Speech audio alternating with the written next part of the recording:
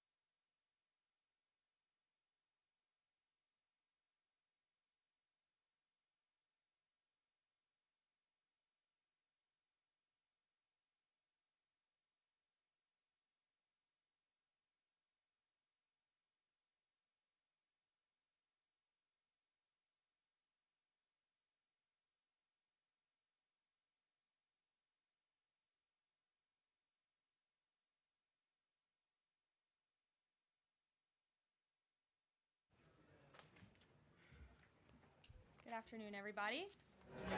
Good to see you all. The thoughts and prayers of the entire White House remain with all of the Catholics around the world who are mourning the death of Pope Francis. Pope Francis touched millions of lives and dedicated his life to serving the Catholic Church. As a mark of respect for his memory, President Trump ordered flags be flown at half-staff, and he will be traveling to attend his funeral in Rome. The president will depart from Washington on Friday morning and return to the United States on Saturday evening following the funeral service. I can also confirm the dates of the president's trip to the Middle East. He will travel to Saudi Arabia, Qatar, and the United Arab Emirates from May 13th until May 16th. And on Thursday of this week, President Trump will welcome Norwegian Prime Minister at the White House for a working visit. The two leaders will discuss trade and regional security. This will be the 13th head of state visit of President Trump's term already. At the border, President Trump continues to deliver on his promise to make America safe again. The Wall Street Journal captured the Trump effect in a recent article. Border crossings grind to a halt as Trump's tough policies take hold. U.S. Customs and Border Protection recorded its lowest southwest border crossings in history in March, and we're seeing the same successes at our northern border. Here's how the New York Post put it. Northern border sector previously overrun by illegal migrants sees dramatic drop in crossings. We haven't seen anyone since November, end quote. According to U.S. Customs and Border Protection, just 54 illegal aliens were apprehended in the Swanton sector of our northern border, which stretches more than 300 miles in March. This is a drastic 95% drop from the more than 1,000 border crossings that were caught in March 2024. This is a main hotspot area that recorded more than 80% of all apprehensions along the northern border during the 2024 fiscal year. And new reporting from the Washington Times fully highlights the difference in Joe Biden's disgraceful approach to the border compared to President Trump's. Under Trump, border catch and release has dropped 99.99% from worst Biden month. You can't get much better than that. This statistic in particular is astounding. Border Patrol agents caught and immediately released 189,604 illegal aliens into the United States in December 2023 at the height of the Biden border crisis.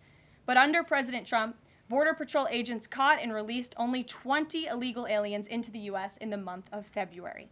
Thanks to President Trump, operational control of the border is becoming a reality, and the administration's historic enforcement measures are yielding huge results.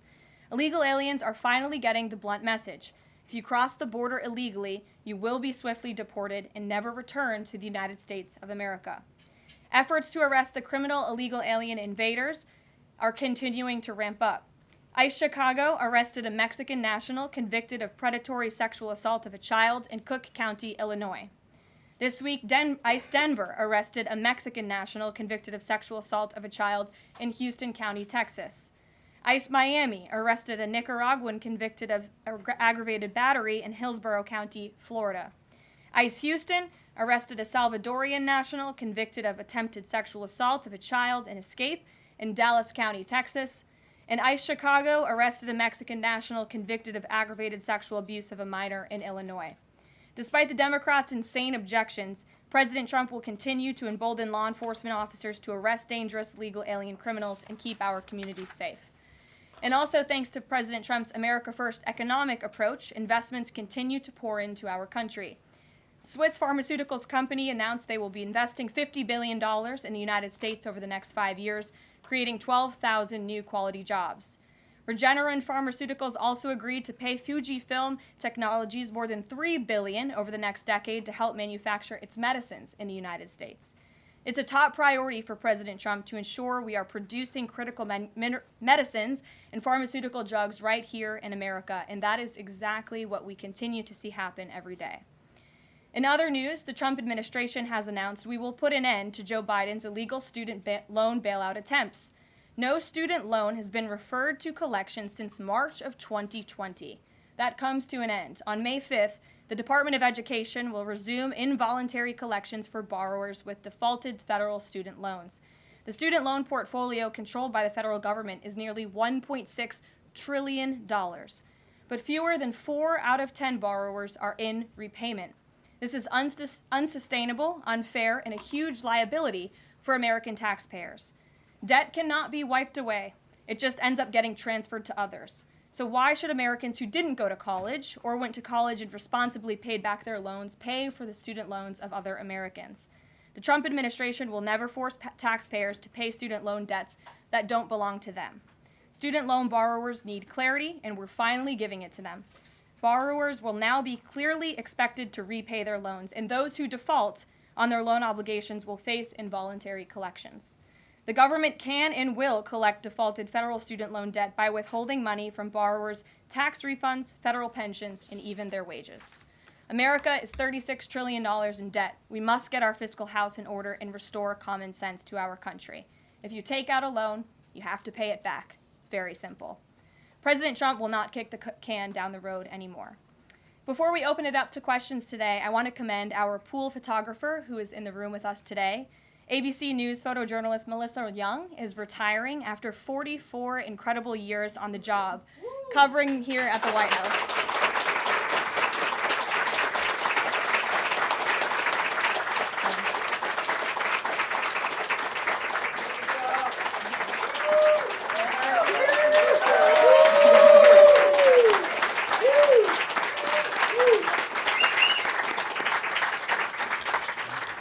Melissa, congratulations. You have the largest round of applause I've ever heard in this room. So there's something we can all agree on, and you've had an incredible career here covering the White House. So congratulations to you, and we hope you enjoy retirement. I'm sure you will. And everybody else in the room will be very jealous of you as you're enjoying your rest. All right, let's get to it. We have an individual in our new media seat today. His name is Tim Pool. He's a political commentator and a media entrepreneur with millions of followers, a very big platform. Currently hosts Timcast IRL, a daily news and discussions show, and The Culture War, a weekly podcast exploring cultural and political issues. His programs feature in-depth conversations on topics such as free speech, censorship, identity politics, and societal change, often engaging with a diverse range of guests. He's in Washington today because we are also hosting a local media row across the street in the Eisenhower building, which is a testament to our commitment to bring new voices into the White House to cover the president and this administration. So Tim, why don't you kick us off today? Yes. Many of the news organizations that are represented in this room have marched in lockstep on false narratives, such as the Very Fine People hoax, the Covington smear, and now what's being called the Maryland Man hoax, where an MS-13 gang member adjudicated by two different judges, I believe, is just simply being referred to as a Maryland Man over and over again. Now, in an effort from the White House to expand access to new companies, you've created this new media seat. So I'm wondering if you can comment on following this expansion, you've had numerous outlets disparage the companies that you've had sit here, as well as the reporters. I'm wondering if you could comment on that unprofessional behavior, as well as elaborate if there's any plans to expand access to new companies. Sure. Well, we certainly welcome diverse viewpoints in this room, which is one of the reasons we have you in here, and there's many new faces in this room in comparison to the previous administrations. We want to welcome all viewpoints into this room. We welcome unbiased journalists who really care about the truth and the facts and the accuracy, and you rightfully pointed out the Maryland Man story, which I, from this podium, when The Atlantic published it, on that very first day, I came to this podium and said, this is wrong. The press in this room have this story wrong, and we have seen more and more evidence come to the table that we have had all along. We were always right. The president was always on the right side of this issue to deport this illegal criminal from our community. And it is despicable to see the media continue to refer to this individual as someone who is just a peaceful man living his life in Maryland. This was and always has been an illegal criminal, an MS-13 gang member, and a designated foreign terrorist. And the administration maintains our position to deport these individuals from our communities. So thank you for being here, Tim. It's great to see you. Thank you. Dasha, why don't you kick us off? Thank you, Karoline. You're welcome. I really appreciate it. I have two questions, one on the Pentagon and another on the economy.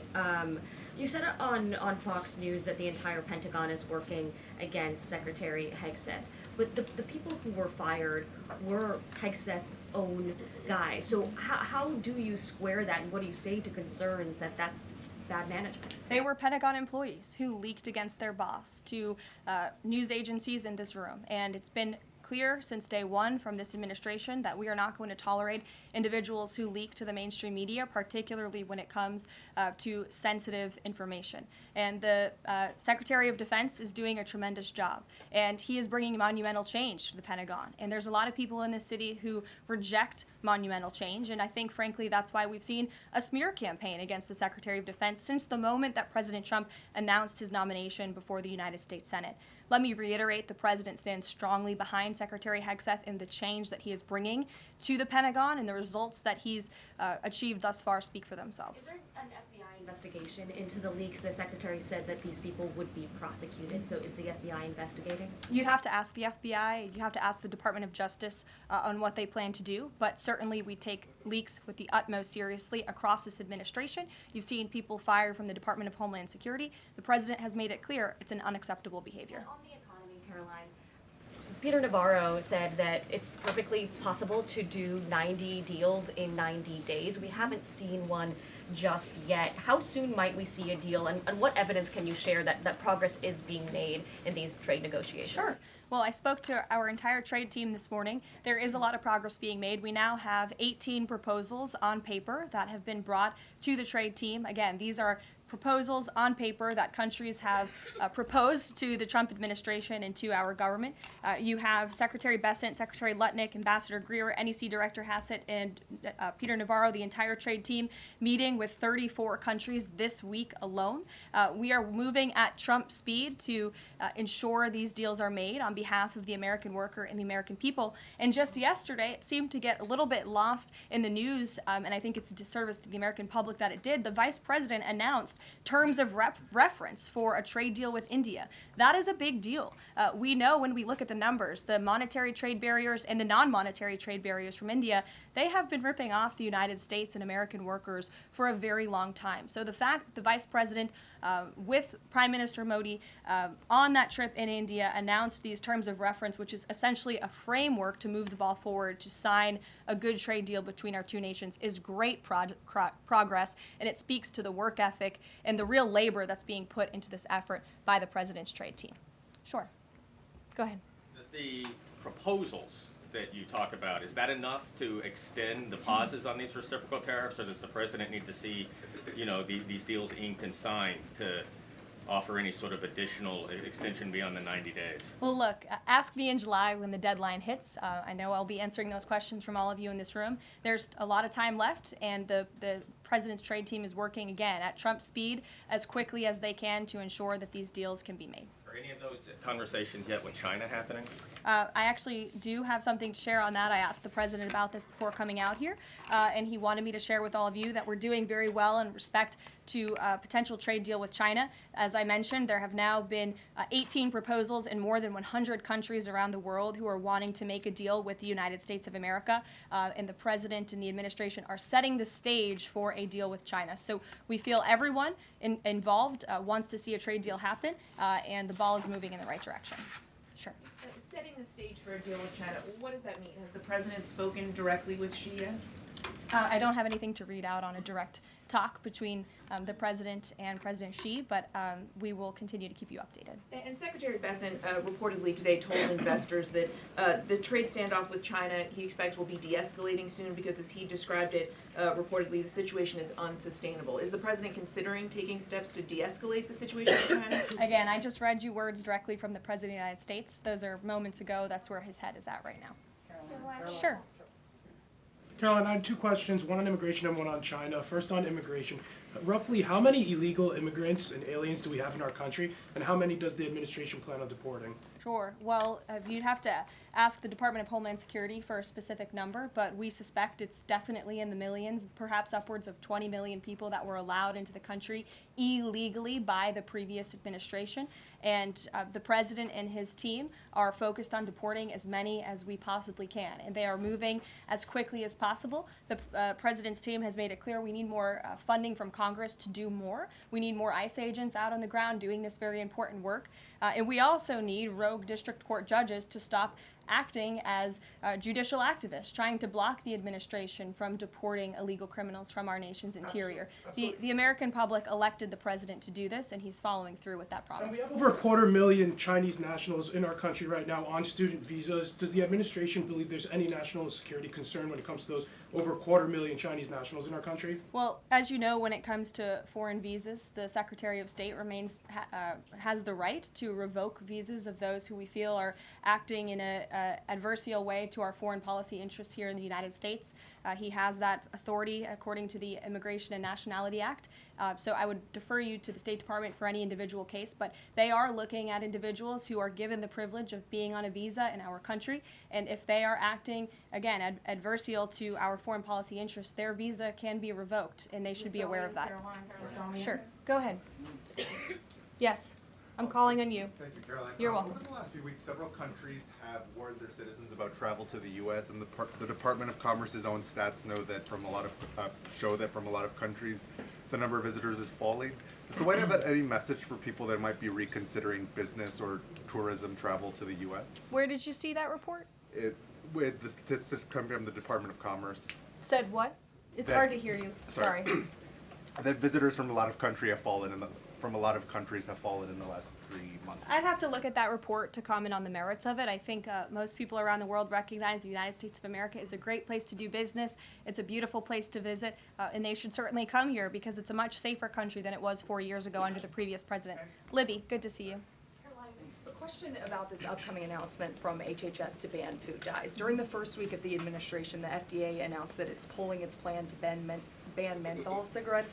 So 2 questions for you. How do you square a ban on menthol cigarettes being pulled and then announcing this ban on food dyes? And then how does the president feel about this upcoming ban that RFK is going to announce? Sure. Well, look, the Secretary of Health and Human Services, the president nominated him because he trusts him to make this country healthy again. It's not just a slogan. It really is a movement that has broken ground across the country. There's millions of people who believe in RFK Jr., Secretary Kennedy, and what he's doing. I don't want to get ahead of HHS with this historic announcement later and the details of it, but obviously the Secretary feels that he has reason and evidence to announce the ban on artificial dyes later, and I'll let him speak to that this afternoon. Phil. The president started the process of reclassifying more than 50,000 federal employees as Schedule F. We've already seen him march through a number of government agencies. I'm curious, should we expect mass firings, or is this a case-by-case approach, a scalpel or a sledgehammer? Well, look, as you saw on Friday, the president put out a statement about it. The Office of Personnel Management reclassified workers. They're now called scheduled policy/career. And all the president is trying to do is ensure that federal workers are being held accountable for corrupt behavior. If they are engaging in corruption as a government worker, they should no longer have their job. I think that's pretty common sense.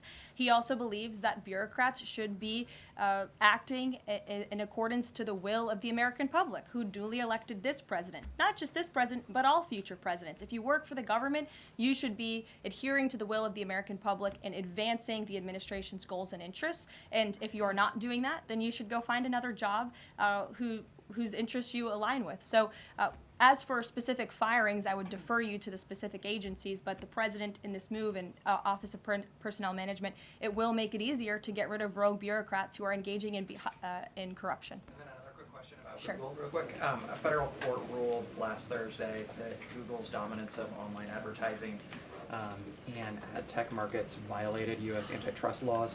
I know the president has spoken to a number of folks in big tech, and Google's CEO was even at his inauguration. I'm curious, what is the president's reaction to that court ruling? I'll have to ask him, and I'll get back to you, Phil. Thank you, Caroline. You're welcome. John. Thanks a lot, Caroline. Some economic questions for you.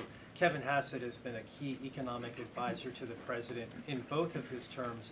In 2022... And he still is. And he still is. He was just in my office. Absolutely. In 2022, he said that the independence of the Fed is super important. That's a direct quote. Is that something that the president subscribes to? Does he still believe in the independence of the Federal Reserve? Well, look, I think the president has made his position on the Fed and on Powell quite clear. The president believes that they have been making moves and taking action in the name of politics rather in the name of what's right for the American economy. The president has the right to express his displeasure with the Fed, and he has the right to say he believes interest rates should be lower. He believes Americans should be able to borrow money cheaper than they currently are right now. And I also spoke to Kevin Hassett about the Fed as well, and he has called into question the Fed's independence and whether they are actually doing things, again, out of the best interest of the economy, or are they doing it for partisan reasons. The president wants to see interest rates lower. He has made that quite clear. We've also seen, if I may, I'm sorry, one more, Caroline, just about, I said 2 economic questions, about the dollar. We've seen the dollar at multi-year lows versus the euro and other currencies around the world. Is it the administration's policy for a strong dollar? How does it view the dollar versus other currencies around the world? The president wants to see the dollar remain as the world's reserve currency for our long-term fiscal stability and our economic growth. He's been quite clear about that. Sure. 2 questions. And then to the woman behind you, who I haven't seen before, welcome. Go ahead, Mary. Earth Day and then the Supreme Court, if that's okay. That's right. It's Earth Day. Yes. Happy Earth Day, everyone. I saw the president truthing about the garbage pileup from China in the Pacific, and then I believe Lee Zeldin is headed to San Diego to investigate the pile of sewage from Mexico. Can you speak to what the White House has planned for Earth Day and anything in that arena? Sure. I do have points from the EPA. Administrator Zeldin's doing a fantastic job, and they are always sharing their accomplishments with the White House, which we very much appreciate. He will be traveling. I believe he's in California today for sewage situation. Here you go. Administrator Zeldin met with his Mexican counterpart to discuss steps Mexico needs to take to ensure the water entering the United States is clean and safe. And he's holding a press conference in San Diego today with elected officials and local stakeholders on the Tijuana River sewage crisis. I would also add from the president himself, he has always maintained he wants America to have the cleanest air and the cleanest water. And we want to do what's right for our environment and for our earth. And a lot of that is making sure that we have clean and sustainable energy, and we know that we produce natural gas cleaner and more efficiently than any country in this world, and the president wants to see that continue. Thank you. And then on the Supreme Court, I know the court is hearing a case dealing with parents who don't want their kids having to read gender ideology books in schools. Can you comment on that case and what the Trump administration hopes to see come from that? Sure. We hope the Supreme Court will do the right thing, and the president has been very clear. He stands on the side of parental rights, and he believes strongly that parents should have a greater say in their children's education and the content, if you will, that children are being exposed to in our public school system. Sure. Go ahead. Caroline, thank you. Hi. I'm Carolina Lumetta with World News Group. The administration ended some temporary protections for Afghans, including several hundred Christians who have been punished by the Taliban. Is the president considering any exceptions for Afghans who could face death or torture if they return to their home country? So let's just be clear about one thing. We didn't end that proactively. It expired, and it's because the previous administration illegally paroled millions of people, or hundreds of thousands of people, I'm sorry, into the country, and then gave them temporary protective status, which again is a temporary status. It's not a permanent status in this country. And if there are individuals here who came in through the Biden administration who want to claim asylum, there is a legal process to do that, and those cases will be adjudicated by a judge on a case-by-case basis. We have a legal immigration process in this country for a reason, and all this administration is trying to do is effectuate that. Reagan. Thank you, Caroline. I have 2 questions for you Sure. on immigration.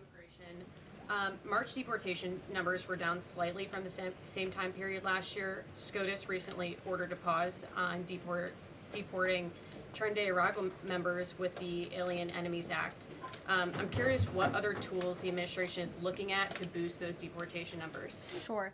Well, we are obviously complying with the court's order. However, it was a temporary pause. The Supreme Court basically said, sit tight, and they will follow up with an order, and we're confident that the Supreme Court will rule on the side of law and recognize the president absolutely has the executive authority to deport foreign terrorists from our nation's interior under the Alien Enemies Act. We feel very strongly about that, and we're confident the courts will side with the president and his executive authority. As for deportations, we continue to deport illegal criminals under Title VIII, which is an immigration authority given to our Border Patrol agents and the Department of Homeland Security to deport illegal criminals from this country. And the administration continues to do that at record speed as quickly as they can with the resources that they have. The DOJ they recently dropped charges against the MS-13 leader caught in Woodbridge, Virginia, with the idea that this will expedite the deportation process. Does the administration plan to drop charges against other criminal illegals to speed along the deportation process? You'd have to ask the Department of Justice. Obviously, that's within their purview, and I can't speak for them. However, it is our goal to deport as many illegal criminals and aliens from our country as we possibly can, as quickly as we can. Jackie. Thank you, Caroline. We've heard so much about this Saudi trip planning, and the president's mentioned it himself before, but I don't think we've ever heard on the record what he hopes to achieve in Saudi Arabia and what the purpose of the trip is. Sure. Well, the president looks forward to this. It was supposed to be his first foreign visit, but of course now he is going to Rome this weekend to honor the Pope and attend the funeral. The president looks to strengthen the ties between the United States and these countries in which he will be visiting. He'll be having many bilateral meetings and talks, and we look forward to the trip and hope to see many of you there. And the meetings in London this week, do they have any nexus with the plans in Saudi Arabia? I can't speak to that. However, I do have an update on meetings when it comes to the Russia-Ukraine war. I was just in the Oval Office with the President, Steve Witkoff, and they wanted everybody to know that the negotiations continue. We feel, again, we're hopefully moving in the right direction, and the special envoy, Steve Witkoff, will be heading to Russia again later this week to continue talks with Vladimir Putin. Is that why Rubio is not heading to London? Is he accompanying Witkoff to Moscow? I can't speak for the Secretary of State's travel schedule. I'd defer you to the Department of State. And then more broadly, just about the peace agreement, the talks that are ongoing. Secretary Rubio had said that if things don't go the right way, that the U.S. might need to take a step back. What does stepping back look like? Is that a step back from brokering peace, or would that imply a broader withdrawal from U.S. support for Ukraine and the war? Look, I think it would be unwise for me to broadcast that from this podium. Ultimately, that's a decision for the president to make, but he's made it very clear he wants to see peace, he wants to see this war end, and he wants to stop the killing on both sides of this war, and he's been very clear about that for quite some time, and he has grown frustrated with both sides of this war, and he's made that very known. Caroline, Brian. Thank you, Caroline. Last week, the president talked about nonprofit groups, specifically taking on crew, and he hinted that there could be further actions taken against nonprofits.